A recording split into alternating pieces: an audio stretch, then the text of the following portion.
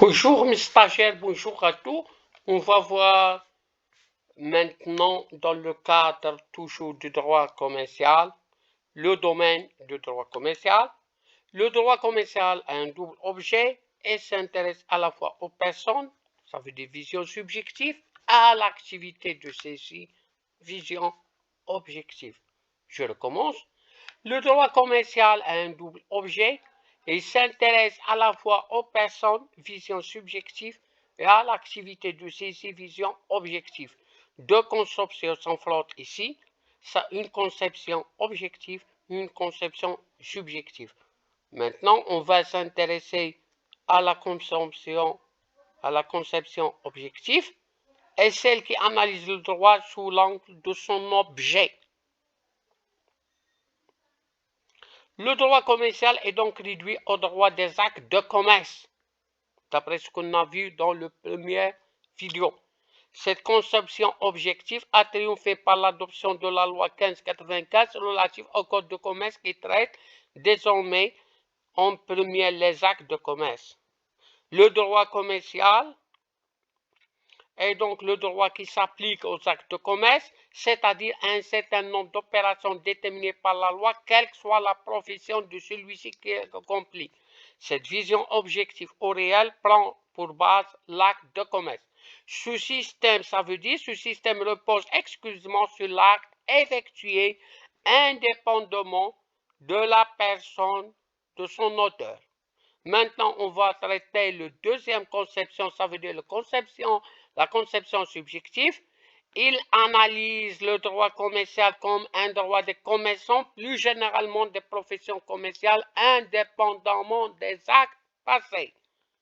Ça veut dire que le droit commercial régit les commerçants, c'est le droit qui s'applique aux commerçants, c'est-à-dire à ceux qui exercent un certain nombre de professions déterminées par la loi. Le droit commercial s'applique aussi à tous les actes que font ces personnes pour le besoin de leur profession.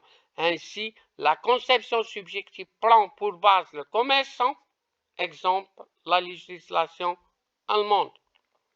La position du législateur dans le Code de commerce marocain. Le Code de commerce de 1913, à l'instar du Code français 1807, se voulait adopter les deux systèmes. Le Code de commerce 1996 annonce la même position en disposant dans son article 1er que la présente loi régit les commerçants et les actes de commerce. Mais, malgré cette apparence qui laisse attendre que notre code adopte du système, il ressort des diverses dispositions de ce dernier que la tendance objective, celle fondée sur la nature des actes, il y a le maître mot. Il donne la vision objective du droit commercial marocain. La définition de base est celle des actes de commerce et plus précisément celle de l'activité commerciale d'après l'article 6 du Code de commerce. L'article 6, par exemple, définit les commerçants de la manière suivante. La qualité de commerçant s'acquiert par l'exercice habituel ou professionnel des activités commerciales qu'il énumère. Donc, pour être commerçant, il faut exercer l'une des activités énumérées par l'article du Code de commerce. Ce sont donc les activités qui donnent la qualité de commerçant à celui qui exerce.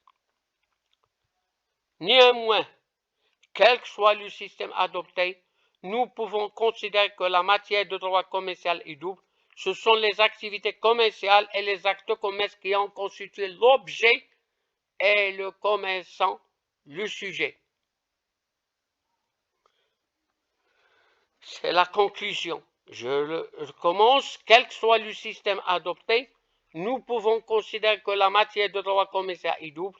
Ce sont les activités commerciales et les actes de commerce qui en constituent l'objet et le commerçant est le sujet. Merci de votre attention et jusqu'à la prochaine séance. N'hésitez pas d'abonner pour recevoir d'autres vidéos. N'hésitez pas de poser la question.